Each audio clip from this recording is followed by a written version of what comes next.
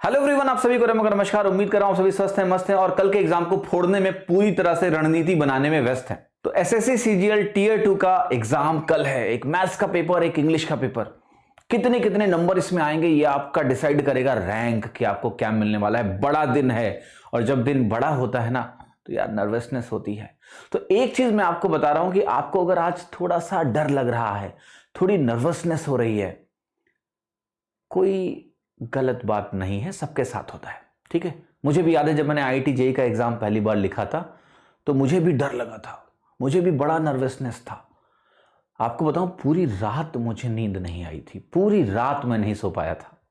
तो मैं पहले तो ये आपसे कहूंगा कि बहुत ज्यादा मत सोचिए। अगर आप बहुत ज्यादा सोचोगे तो रात को नींद नहीं आएगी। फिर भी अगर रात को नींद नहीं आएगी इसका मतलब ये नहीं कि कल पेपर खराब हो जाएगा। ठीक है, कोशिश करो कि नींद आए। एक्चुअली में कोशिश मत करो, जितना कोशिश करोगे नींद करने की उतना ही नींद नहीं आएगी। थोड़ा सा दिमाग को हटा लो, जो कि मुश्किल है मुझे पता है, पर बोल रहा हूं। मैं भी नहीं हटा पाया था जब मैं आईआईटी जेईई का पेपर पहली बार दे रहा था। तो ये सब नॉर्मल है। ये मत सोचना कि कुछ एबनॉर्मल हो रहा है जिसकी वजह से आपका पेपर कल खराब हो जाएगा, ऐसा कुछ भी नहीं है। सोने के लिए समय से बत्ती बंद करके सो जाना, लेट जाना। दिमाग में बहुत तरह के विचार आएंगे तो उनको हमेशा यही कोशिश करनी है, आपको अपने आप से कहना है कि मैंने पूरे वर्ष जितनी भी मेहनत करी है वो मेहनत खराब तो नहीं जाएगी, जो भी होगा कल देख लेंगे। ठीक है, समय से सेंटर ज़रूर पहुंचिएगा, डिले ना हो। बहुत हड़बड़ी में पहुंचते हैं तो मुश्किल हो जाता है शांत होकर पेपर करना। पेपर बहुत शांति से करना है। क्वेश्चंस को स्किप करिएगा, बहुत ज़्यादा समय किसी भी सवाल पे नहीं देना है। देखने में लगेगा तुरंत हो जाएगा तो करना, नहीं हो जाएगा तो बाद के लिए करना। गणित में 100 सवालों को देखना बहुत ज़रूरी होता है। अगर आप 100 सवाल को देखोगे तो आप उन क्वेश्चंस को पहले करोगे जो आसान है, सेकंड राउंड में बाकी सवालों को अटेम्प्ट करोगे। पेपर के बीच में कई बार ऐसा होता है कि आप भयभीत हो जाते हो क्योंकि एक पर्टिकुलर क्वेश्चन में शायद आपका टाइम बहुत ज़्यादा खराब हो जाए। एक बात का ध्यान रखना, जैसे पेपर का 2 घंटा है आपके पास, उसमें कुछ लेट से 5-10 मिनट आपके मन मुताबिक नहीं गए तो इसका मतलब ये नहीं है कि बाकी का जो 115 मिनट है वो उस चिंता में हम खराब करेंगे। नहीं, 5 मिनट हमारी मर्जी से नहीं गया, बर्बाद हो गया, कोई बात नहीं। बाकी 115 मिनट में जूझेंगे और बढ़िया करने की कोशिश करेंगे। तो हार नहीं माननी है। कितना भी घोटाला आपके साथ होता रहे, बीच में आपकी प्लानिंग जो आपने बनाई है वो काम ना करे, कोई बात नहीं। जो बचा हुआ समय है उसमें अपने आउटपुट को मैक्सिमाइज करना है। ऑप्टिमिस्टिक रहना बहुत आवश्यक है, इस बात का आपको विशेष ख्याल रखना है। पेपर में अगर आप करते समय पेसिमिस्टिक हो गए तो आपकी एफिशिएंसी तुरंत ही गिरने वाली है। मैथ्स का पेपर में एक छोटा सा जो संदेश मैं देना चाहता हूं, हमेशा ट्रैक जरूर रखिएगा। आप कोशिश करिए कि पहले 1 घंटे में आप लगभग 60 सवाल करें, जरूरी है, ताकि बाद के जो 1 घंटा हो उसमें कुछ मॉडरेट से डिफिकल्ट के सवाल जो हैं वो 40 सवाल बचेंगे, 1 घंटे में हो जाएंगे। 60 नहीं भी होते तो पैनिक नहीं होना है। अगर 54 हुए तो मतलब आप 90% एफिशिएंसी से काम कर पा रहे हो। तो इस तरह से थोड़ा ट्रैक रखना जरूरी है।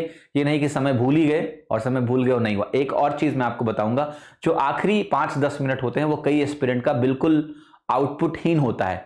वो इतना पैनिक हो जाते हैं टाइमर को देखे कि अरे 10 ही मिनट बचा है, 10 ही मिनट बचा है, और उसमें उनसे कुछ होता नहीं है।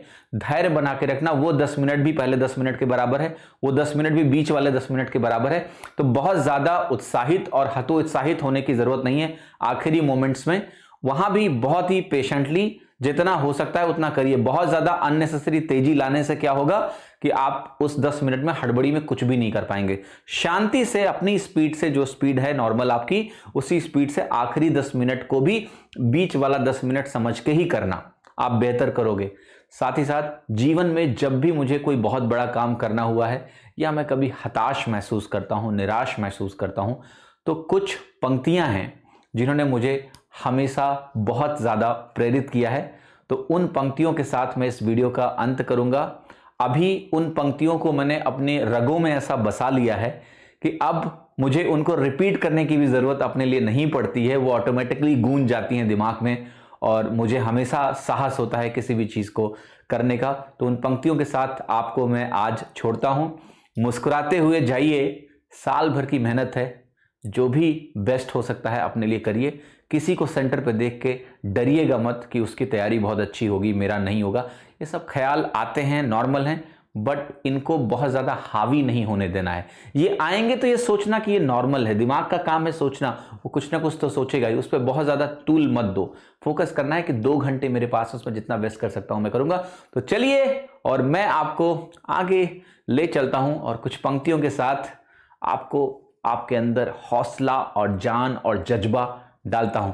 All the best for tomorrow. इन पंक्तियों को जरूर सुनिए।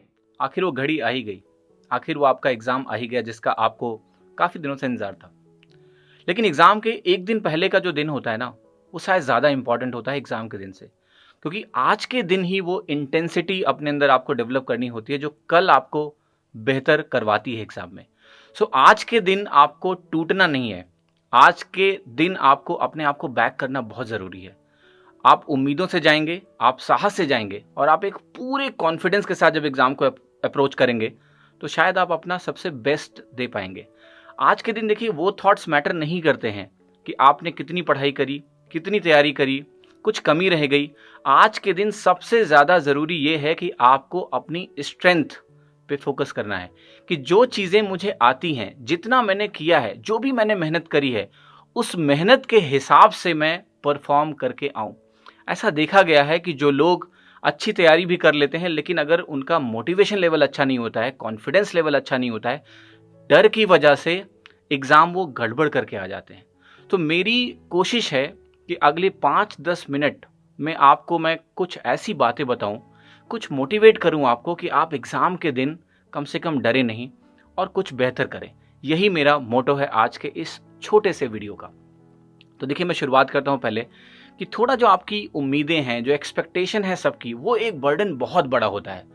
घर वालों की उम्मीदें, रिश्तेदारों की उम्मीदें, दोस्तों की उम्मीदें और एक आपकी अपनी उम्मीदों का बोझ जो आप लेके एग्जाम में जाते हो, ये कहीं ना कहीं आपको डरा देती हैं। नर्वसनेस होना ठीक है, थोड़ा बहुत नर्वस एग्जाम में या फिर कोई भी बड़ी इवेंट के पहले आदमी होता है, पर वो नर्वसनेस इतनी भारी नहीं होनी चाहिए कि वो एक ऐसा डर का रूप ले ले कि आप एग्जाम में डर जाएं। लोग एग्जाम में जाके कांपने लगते हैं, उनका दिमाग ब्लैंक हो जाता है। तो उसके लिए ना आपको मेंटली आज ही तैयार करना होगा। और ये जरूरी क्यों है? ये जरूरी इसलिए है कि जो साल भर की आपकी पूरी मेहनत है, जो पूरी मेहनत है आपकी, वो आपको कल उन 4 घंटों में करके दिखाना है। मतलब इतने घंटों की मेहनत का जजमेंट वो 4 घंटे में होगा। तो आप क्या चाहेंगे कि आप डर के बेहतर ना करें, या निडर होके बिना डरे हुए हम एग्जाम में जाएंगे और जो बेहतर कर सकते हैं वो हम करके आएंगे। अपनी जो एबिलिटीज है, कम से कम उन एबिलिटीज को तो दिखा के आए। मैदान में लड़ना है, उससे हम भाग नहीं सकते हैं। तो लड़ाई क्या हम डर से करेंगे कि सामने वाला हमें मार के चला जाएगा, या फिर हमारी जो एबिलिटीज हैं, उन एबिलिटीज से प्लस हमारे जो भी एम्युनिशंस हैं, जो भी हमारे पास तरकश में तीर हैं, उनसे हम पूरी तरह से पूरे साहस के साथ सामना करने की कोशिश करेंगे। तो देखिए, हमेशा लाइफ में सबके प्रॉब्लम्स आती हैं और आज का दिन मुझे पता है आपके दिमाग में क्या क्या चीजें चल रही होंगी कि आपका पूरा फ्यूचर डिपेंडेंट है उन 4 घंटों में, राइट। बट सवाल इस बात का नहीं है कि उस परफॉर्मेंस के प्रेशर से हम दब जाएं। आज इस चीज का समय है कि आप अपने आप को इतना बेहतर निखारें, इतना बेहतर अपने आप को बैक करें और तैयार करें कि कल जब आप एग्जाम हॉल में घुसें तो डर नहीं होना चाहिए। और अगर डर नहीं होगा तो आप बहुत बेहतर करके आएंगे। तो देखिए, प्रॉब्लम्स मैंने बोला सबकी जिंदगी में होती है, मैंने भी अपनी जिंदगी में बहुत बड़ी बड़ी प्रॉब्लम्स देखी हैं। पर सवाल ये होता है कि उन सिचुएशंस में आप कैसे रिएक्ट करते हो, कैसे रेस्पॉन्स करते हो। जब आपका रेस्पॉन्स बेहतर होता है तो वही आपको बेहतर परिणाम या रिजल्ट देता है। तो सिचुएशंस किसी की लाइफ में हमेशा फेवरेबल नहीं होती है, मुश्किलें आती हैं। बट सवाल यह है कि उन मुश्किल परिस्थितियों में, सिचुएशंस में आदमी किस तरह से रिस्पॉन्ड करता है, किस तरह से अपने आप को तैयार करता है। और देखिए, रिस्पॉन्ड करना कई बार क्या होता है कि आपको पता नहीं होता कि इसके लिए भी तैयारी की जा सकती है। अरे बिल्कुल की जा सकती है। आप मेंटली अपने आप को पहले से तैयार कर सकते हो कि जो सिचुएशन मेरे सामने आ रही है, अगर मैं उसे जानता हूं तो why not to be better prepared for that, कि हम उसके लिए बेहतर अपने आप को तैयार करके जाएंगे कि हम पैनिक ना करें, हम परेशान ना हो, ठीक है। और हर मोमेंट आपका टेस्ट होता है। ये मेंटल टेस्ट ज्यादा होता है। पढ़ाई बहुत लोग करते हैं, तैयारी बहुत लोग करते हैं, पर सबका सिलेक्शन नहीं होता है। कई लोग आके बोलते हैं कि हमें सब कुछ आता था पर एग्जाम में ब्लैंक हो गए, नहीं कर पाए। तो ये जो समस्या है ये आपके साथ ना हो, उसके लिए मैं आपके पास आया हूं। तो मैं आपको बताता हूं कि जब परेशानियां मेरी जिंदगी में बहुत बड़ी बड़ी आई हैं, पर मैंने कभी हार नहीं मानी है। हर परेशानी को एक बेहतर तरीके से आपको रेस्पॉन्ड करना आना चाहिए। अपने आप को, वही तो मौका होता है कि जब आपको अपने आप को बैक करना होता है कि नहीं, मैं हार नहीं मान सकता, मैं अभी भी लड़ूंगा और मरते दम तक लड़ूंगा। ये जो एटीट्यूड है आपका, यही आपको महान बनाता है। तो आपको कोशिश ये करनी है कि किसी भी सिचुएशन में, चाहे वो एग्जाम के दौरान होगा या फिर एग्ज़ाम के बाहर जो आज आप जूझ रहे हो कहीं ना कहीं, उससे कैसे निपटना है। तो उसके लिए मैंने हमेशा दिनकर जी का सहारा लिया है। उनकी पंक्तियाँ हमेशा मेरी लाइफ में बहुत महत्व रखती हैं, और वो जो लिख के चले गए हैं वो शायद जब भी मैं रिसाइट करता हूँ तो मेरे अंदर एक साहस आता है किसी भी परिस्थिति से लड़ने का। तो आज मैं आपको कोई एग्जाम की स्ट्रैटेजी बताने नहीं जा रहा हूँ, ये उस चीज़ का टाइम नहीं है। वो आपको आता है कि आपको कल क्या करना है, कैसे करना चाहिए, क्या सब्जेक्ट में करना है। पर आज शायद मैं आपको उस मेंटल लेवल पे तैयार करना चाहता हूँ जो शायद आपको कल लड़ने का एक साहस दे और आखिरी मोमेंट तक ना हारने का साहस दे, जो कि शायद आपके लिए बहुत ज़रूरी है। तो मैं दिनकर जी को सबसे पहले प्रणाम करता हूँ और उनकी कुछ पंक्तियाँ मैं आपके लिए पढ़ूंगा, और आप इसको पूरे मन से ज़रूर सुने और कोशिश करें कि इन पंक्तियों को अगर आपने इनको अपने जीवन में उतार लिया, मैं आपको ये बताता हूँ, ये मेरा पर्सनल एक्सपीरियंस है कि आपको कभी प्रॉब्लम्स नहीं आएंगी, और जब आएंगी तो आप डरोगे नहीं, आप उनका सामना करोगे। तो मैं दिनकर जी की वो पंक्तियाँ आपके लिए पढ़ता हूँ जो शायद आपको साहस से भर देंगी, और जो डर का एक भाव है वो आपके अंदर से गायब हो जाएगा, और जो आप इतना करीब हो, कल वो दिन है जब आपको परफॉर्म करना है, आपका एग्ज़ाम नज़दीक है, तो कम से कम एग्ज़ाम के पहले तो थक के नहीं बैठना है। ठीक है, तो चलिए शुरुआत करते हैं। मैं उन पंक्तियों को पढ़ता हूँ, बहुत मन से सुने और अंत तक सुने। आप अगर मैं आपसे ये वादा करता हूँ कि आप पूरे साहस से भर जाएंगे। तो मैं शुरुआत कर रहा हूँ। देखिए, पंक्तियाँ ऐसी हैं, वह प्रदीप जो दिख रहा है झिलमिल दूर नहीं है। मतलब जो दीप आपको दूर से दिख रहा है, झिलमिल दिख रहा है, पर वो दूर नहीं है। इसका मतलब यही है कि आपका जो एग्ज़ाम आप देने जा रहे हो, उसके बाद जो आपका सिलेक्शन है, जो आपकी एक फाइनल पोस्ट है, जो आपकी एक डिज़ायर्ड जॉब है, वो दूर नहीं है। सो वह प्रदीप जो दिख रहा है झिलमिल दूर नहीं है, थक कर बैठ गए क्या भाई मंजिल दूर नहीं है। मतलब जब मंजिल दूर नहीं है, आप मंजिल के इतना करीब आ गए हो ना, तो फिर आपको थक के नहीं बैठना है। थक कर बैठ गए क्या भाई मंजिल दूर नहीं है। अपनी हड्डी की मसाल से हृदय चीरते तम का, सारी रात चले तुम दुख झेलते कुलिश निर्मल का। एक खे है शेष किसी विध पार उसे कर जाओ, वह देखो उस पार चमकता है मंदिर प्रीतम का। मतलब कह रहा है कि जो थोड़ा सा एक स्टेप आपका बाकी है ना, उसको पार करो, और उसके पार वो कह रहा है कि दिखता मंदिर प्रियतम का। तो यहाँ प्रियतम का जो मंदिर है आपके लिए, वही आपकी ड्रीम जॉब है जिसके लिए आप इतने दिन से मेहनत कर रहे हैं। अगली जो लाइन है वो आपके रोंगटे खड़ा कर देगी। आप पूरे इमोशंस के साथ इसको सुनेंगे जरूर। आकर इतना पास फिरे वह सच्चा शूर नहीं है। आकर इतना पास फिरे वह सच्चा शूर नहीं है, थक कर बैठ गए क्या भाई मंजिल दूर नहीं है। ठीक है, इसके बाद आगे की लाइन देखिए, कह रही है, दिशा दीप्त हो उठी प्राप्त कर पुण्य प्रकाश तुम्हारा, लिखा जा चुका अनल अक्षरों में इतिहास तुम्हारा। अगली लाइन फिर से आपको साहस और जोश से भर देगी।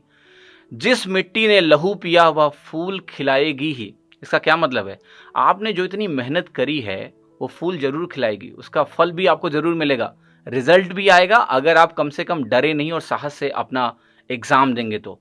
जिस मिट्टी ने लहू पिया वह फूल खिलाएगी ही, अंबर पर घन बन छाएगा ही उच्छ्वास तुम्हारा। और अधिक ले जांच देवता इतना क्रूर नहीं है, थक कर बैठ गए क्या भाई मंजिल दूर नहीं है। दिनकर जी को मेरा प्रणाम कि उन्होंने कुछ ऐसी लाइनें लिखी जो हमें अनंत काल तक हमारे अंदर साहस भर के रखेंगी। और इन लाइनों को अगर अपने जीवन में आप शामिल करोगे तो आपको कभी समस्याएं आपको छोटा नहीं कर सकती हैं, बल्कि समस्याएं आने से आप और बड़े हो जाएंगे। तो देखिए, मेरा मैसेज सिर्फ आपको यही है कि इन लाइनों को दिमाग में दोहराते रहो। कुछ सोचने की ज़रूरत नहीं है। आप किसी और के लिए ये एग्ज़ाम देने नहीं जा रहे और आप किसी और के लिए ये जॉब लेने नहीं जा रहे, आप अपने लिए कर रहे हो। तो अपने लिए अगर आप कर रहे हो तो आपको सही से खेलना ज़रूरी है। ठीक है, जो आपने नेट प्रैक्टिस करी है, अब असली मैदान पर रन बना के आपको दिखाना है। तो मुझे उम्मीद है कि आप ज़रूर अच्छा करके आएंगे। बस साहस के साथ एग्ज़ाम में जाइए और हर मोमेंट अपने आप को मोटिवेट करके रखिए कि मैं जो कुछ जानता हूँ मैं अपना बेस्ट करके दूंगा। यही मंत्र आपका होना चाहिए। आप सभी को मेरी तरफ से बहुत बहुत शुभकामनाएं। उम्मीद करता हूँ कि आपको आपके जीवन का लक्ष्य बहुत जल्द मिले और आपके परिवार में सारी खुशियाँ ही खुशियाँ हों। धन्यवाद।